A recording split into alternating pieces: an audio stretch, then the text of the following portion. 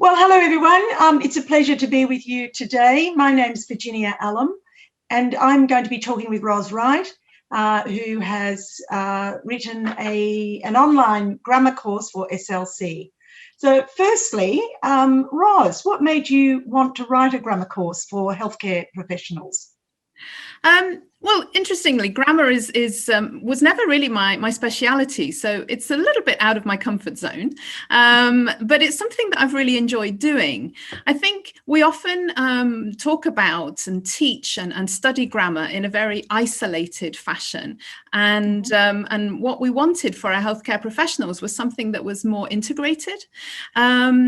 And I think when we as teachers are training healthcare professionals, we tend to focus more on the fluency aspect and functions and functional language than grammar. But, you know, communication skills in general. Exactly. But you know, whether we're talking about communication skills, spoken communication skills or written communication skills, grammar is obviously an essential element there. And I think what was necessary was to produce a course that was specific to the healthcare environment and to healthcare professionals. And there are very, very few courses out there that do that. But they're not seeing grammar in an isolated way. They're seeing it as they would every day. They can hear it and see it written, correct grammatical structures. Exactly. So the idea of, you know, while you're still developing your fluency, you're also at the same time developing your level of accuracy as well. And that's important if you're taking the OET, for example, the Occupational English Test, because you're graded not only on your level of fluency, but also on your accuracy and your use of grammar and grammar structures. So whether you're taking an OET or you're working already with patients, grammar is really key, and not only with patients, obviously your communication with other healthcare professionals as well. And grammar is essential. It's essential for lots of different reasons, and one of them is when you're describing things like the development of a series of symptoms, or you're explaining a treatment process. Grammar is really important because particularly tenses, for example, so you need to know when a particular symptom started, a particular time, how long it's been going on. Time scales are very important. Exactly. So that's one of the important things. And obviously tenses are something that we cover in the course. Of course. So do you think healthcare professionals use language in a different way from other people? They do, in terms of the vocabulary, obviously expressions that are used, medical terminology, medical jargon, so expressions and words that are used in a hospital context, for example, that might be used differently outside of the hospital or the healthcare setting. But what links all language together is the grammar, and the grammar doesn't change. So you could be teaching healthcare professionals, but you could also be teaching professionals in a different sector. The grammar will be the same. But what changes, I think, and I'm sure you'll agree, is that we focus much more on particular aspects of grammar in healthcare that we might do compared to other disciplines, other professions. So, for example, we already mentioned expressions of time and tenses to talk about the development of symptoms, etc. But another area of grammar which is really important in healthcare is modals.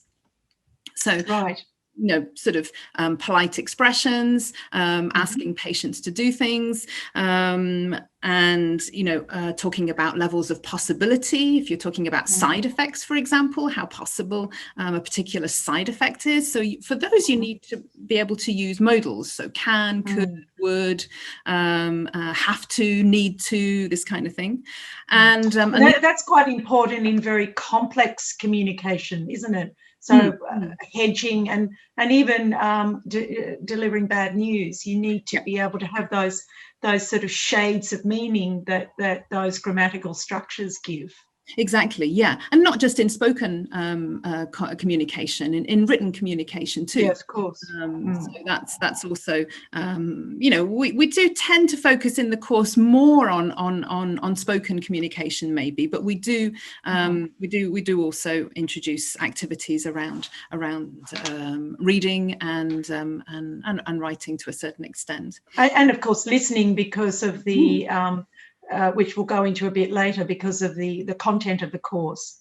So, well, let's get on to that now. Why do you think this course is different from other grammar courses that you are aware of?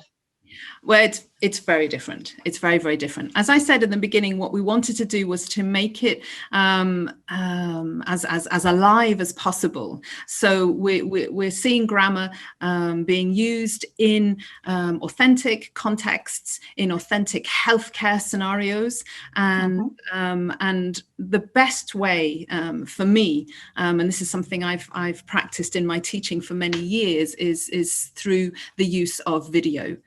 The more you can see, hear grammar usage in real contexts, the better. And I think it's video is excellent medium for so many different reasons. It's really motivating. It's really motivating for students. It's motivating for teachers. And as I say, it's something I've used for many years. I mean, but of course we're really lucky these days. There's a lot more video available, isn't there, than there was, you know, when you and I first started writing medical English books and courses. There's a wealth of video out there which is authentic or near authentic. Yeah, yes. There's quite a lot that's authentic these days, which is great. So lots of medical documentaries that you see on TV these days in the UK and the US in particular. But we also use we use a variety of types of video. So we do use some documentaries, but we also use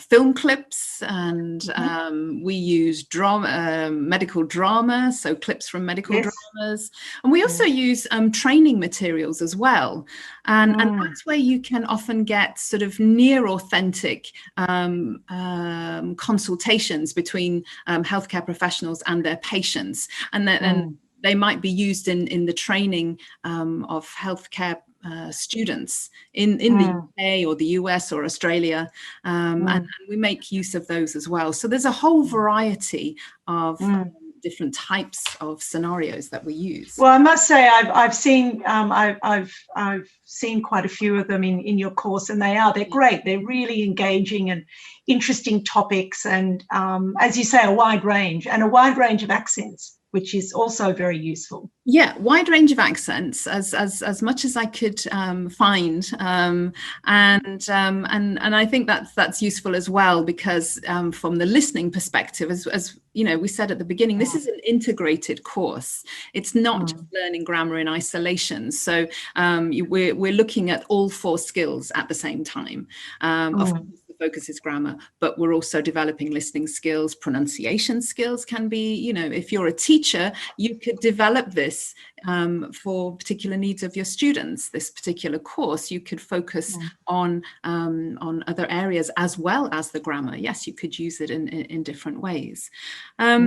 The other way, that's really useful for teachers, because often, I mean, I remember teaching when you get to teaching grammar, you know, there'd be the groan from some students. Other students really liked it, but you know, because it was in isolation, it was often a matter of just filling in blanks or repeat, you know, correcting mistakes, and it can be very dry. But your course is anything but dry. It's very interesting, and you're learning the grammar without really realizing that you're learning it, which is a great asset. Yes, I think so, and I hope people enjoy it as much as I've enjoyed putting it together, really. Yes, I mean, every module starts with an opening question, and then we're immediately into a video. And then there'll be some general questions about the video, trying to get as much out of the video as possible. And then we start to focus on the particular grammar point. So we'll look at how the grammar point is used in the video itself, and look at examples that are in the video and how it's used.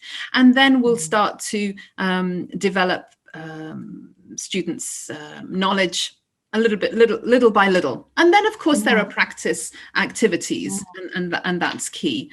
But at the end, what we try to do is to have a dialogue at the end that students can listen to and then practice for themselves. So I'm not sure of the technical term for this, but we have a kind of one-sided dialogue. So, Can you explain that a bit more? Yeah, well, I'll try. Initially, the students will hear the dialogue. So this will be an audio recording. We'll hear the dialogue. And then they will have a chance to play the healthcare professional within that dialogue. Okay, so they're taking the role of one of the people in the dialogue. Okay. That's right. Yes. So generally, there will be a healthcare professional and a patient, or a healthcare professional and a relative. And in the one-sided dialogue, they will hear the voice of the patient or relative, and they will use prompts that we will give them, so pieces of language that we will give them, so they can form the answers or the questions for the patient. That's clear. That's great. I mean, that gives them a chance to start predicting, in a sense, what they might say. If the patient says this, I might say that, I might say that. Yes. So that's good practice. And it's recorded, so they can play back, hear themselves. Oh, right, yes. And if they want to record themselves again, then they can do that. I think they can do that as many times as possible, I think. If they want. Yeah. So that's great. And again, that's something that is relatively new, isn't it, in online courses? So it's a great learning tool, I think, for both teachers and students. Yes, and I think it makes because initially we thought the course could be for self-study. Obviously, it can also be used for classroom use as well. But there, in the self-study process, sometimes it's a little bit limited. But because it's an online platform and we're able to do this, we can add this extra tool that will allow students to develop their spoken communication and their use of spoken grammar as well as written grammar. And so it's quite a flexible course. It really is a course for a lot of different venues, if you like. Yes, definitely. So I spoke before about the fact that you and I wrote books and courses. Some of your previous books were printed, were books in the sense of a book. How did you find writing an online course, and what do you think the main differences for you were between writing a paper book and an online course? Well, in one way that it's easier, and in other ways it's a little more challenging. So it's a little more challenging in the sense that, as you said, most of the things that I have written over the years have been printed books, and in this instance, obviously it wasn't. And so there are some differences. There's a lot more flexibility than I imagined, in fact. And we've spoken already about some of the differences, the ability to be able to use video, the ability to be able to use these one-sided dialogues, and so to develop students' skills in lots of different ways, even if they're doing self-study. And I think that's the biggest difference for students, I think, because self-study using a printed book is quite limited, but study in an online program can be very diverse and very engaging. And what about pictures? One of the things that I particularly like about online courses is the ability to have as many pictures and colour as you like. Did you enjoy that as well? Yes, of course. Yes. And I think we've got access to a lot of stock images these days in healthcare that we didn't have access to before. So you can reproduce images of all sorts of interactions and procedures and all sorts of things that you couldn't that we didn't have access to before, and that you're limited to in a printed book because you've only got a certain number of pages. So a course like this, obviously we followed a pattern for each module, but it wasn't so limited as you would be with a book. You know, the book you have 8 pages per module, but with this course you have slightly more or slightly less depending on the topic, depending on the grammar structure. And of course pictures and videos, it all helps to stick the grammar in a person's mind, doesn't it? Yes, I mean the ability to reinforce the grammar structure, and we're presenting it in lots of different ways, and then we've got lots of different ways for students to reinforce the particular grammar structure, and we do that also with a sort of a grammar reference as well. At the end of each module, we have a downloadable PDF for a grammar reference, so you can see it in a written format for those that prefer written format. But for some of the grammar structures, we've also added some animation as well to reinforce grammar structures. Yes, using something called Doodly, which is great fun. Well, that preempts my next question was, do you think there's a greater advantage for students at a lower level than at a higher level, or would you say it's across the board? I think it's across the board, but particularly for lower levels, I think, because as I said, as we were saying earlier, there's lots of different ways that we can reinforce the grammar point in an online course that we can't do in a paper course to the same extent. Also, there's the possibility to review as often as you like the grammar points, to redo the activities if you want to redo the activities. And so that's a lot more practical on an online course. And then, we're trying to develop skills in a sort of a step-by-step approach. And with the video clips, for example, we've chosen video clips that are quite short. That's not just for attention span, because we know that Facebook is only one click away. That's a key thing I remember as a writer of online materials that you have to bear in mind. Facebook is only one click away. But it's also that, you can, while video is very engaging and entertaining and motivating, the clips have to be quite short, particularly for lower levels. So if you are at A2 or B1 level, you don't want to be overwhelmed by a long video. And, but this course is particularly for A2 and B1. We're keeping our videos short, so they're anywhere between 1 minute and 2.5 minutes. So nothing is longer than that. And it's important. Okay, well that sounds great. And I guess the last question is, the course that you've just written is aimed at that lower elementary and low and intermediate. Any plans for a higher course? Well, it's in the process. It's in the process. And the great thing is that, one of the great things is that we're maintaining the same approach. And the videos might be a little bit longer, but we're maintaining the same sort of approach. We're still focusing on grammar, obviously, but we are obviously continuing with our focus on grammar structures used in a healthcare context, a variety of context, videos, variety of topics, and we're also going to keep the one-sided dialogues. I'm not sure if that's the right term, but I'm sure that sounds good.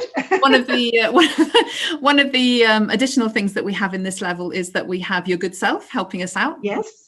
Pleased to do that. And so the dialogues will be written for this particular level by Virginia, and I think that will be a great asset, because your input and your insight is invaluable, and I think together we'll have a fantastic course ready. Hopefully not too far ahead. Yeah. I'm not quite sure. No, I'm looking forward to getting stuck into it, because it really, having seen the first one, it's a course that I would do myself. Yeah. It was so much fun. So that's a great endorsement. Indeed. Well, it was kind of my lockdown challenge, because, as I said at the beginning of the course, at the beginning of our chat, I'd never really focused on grammar, particularly as a writer, but I was given the opportunity, and I thought, well, hey, let's. Well, that's good, and I think a lot of people have taken up the challenge to learn new skills, and let's hope that it does result in some interesting new ways of approaching learning, and that it will be of benefit to teachers and students. Yeah. I mean, I'm hoping that we've managed to improve the image of grammar. Yeah, the image of grammar, exactly. Right. Well, look, thank you very much. It's been a lovely opportunity to have a bit of a chat today, and we're all looking forward to the next level of grammar course, of the SLC online grammar course. You're very welcome. Thank you very much for talking to me, and we'll obviously speak after the next grammar course is finished. Okay, my pleasure. Yeah, we'll do. Thank you very much. Thanks. Right. Thank you very much. Bye-bye, everyone.